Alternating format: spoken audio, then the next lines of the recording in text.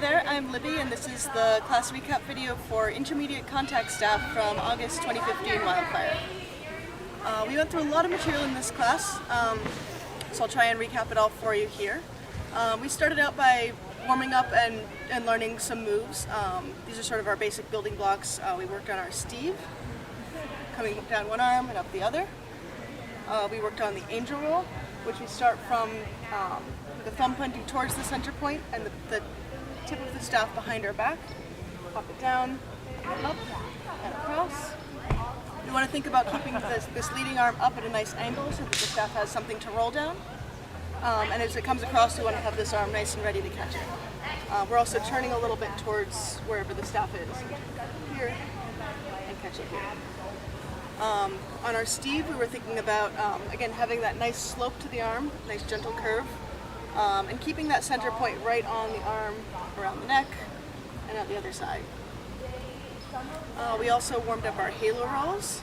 These ones start from a bent elbow and the center point about in your palm, and it just pops up over the neck, turns into it. The key with this one is your torso should be, your shoulders should be turning a full 180 degrees from this side to this side, because we want to give the staff a landing platform to sit on, otherwise it's just going to fall off your back.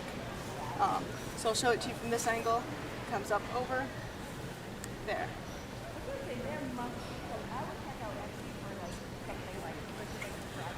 We also talked about a lot of variations on these moves and ways to get into and out of them, and some sort of transition points that we can use for creating flow. So for instance, we talked about the fact that if you're doing a Steve or an angel, you don't have to just go from one arm to the other. You can stop it in the middle, or you can turn it around and take it back out. So you can go up, down, neck grab. You can combine these things all sorts of ways.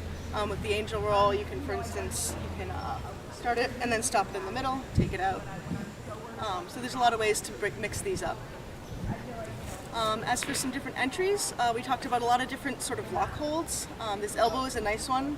That gives us a lot of freedom of movement. You can actually do a full weave from here. This also sort of drops into this nice sort of back of the hand lock here.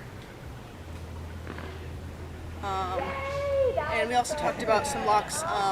If we take the staff on our fingertips and push this elbow over the side, that actually creates a nice little lock there, using gravity as the third point, or a hand if you want to take it vertical. So we use some of those locks to get into and out of our moves. For example, we took this elbow lock, and we learned that if we, well actually, let me back up. First we talked about rotors, which is when you take an off-center push on the staff to make it go in a circle, like so. We can also do those in the vertical plane. So it's just a balance of how much you're pushing and how far out on the staff you are. It's going to depend a lot on your individual staff, but I tend to like about a hand's width out.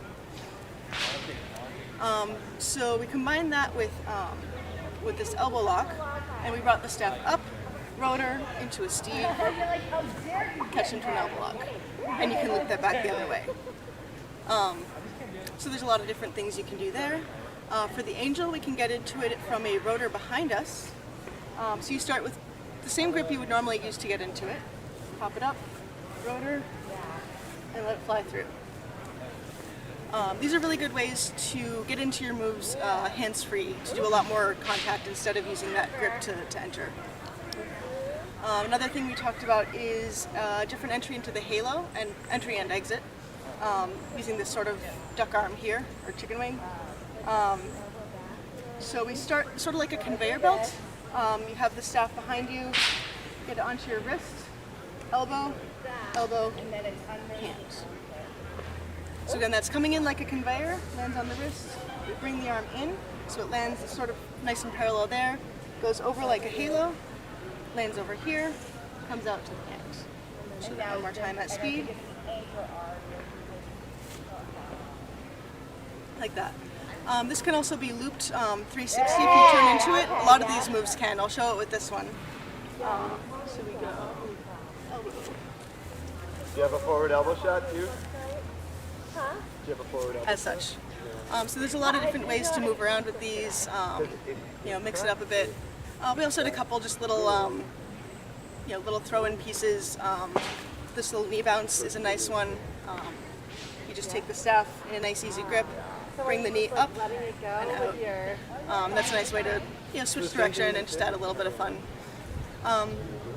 And then we ended our class with a transitions drill that I like to call triplets.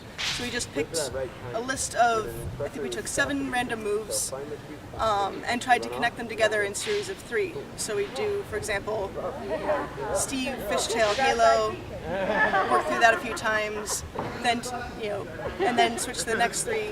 So do angel, halo, propeller, and go through the list like that, trying to build up a sequence. So that's a really good drill for you to do on your own. It'll really help your transitions to flow and make it a lot more fun to spin. Feel free to find me on the internet or in person if you have any questions, and I hope you had a good class.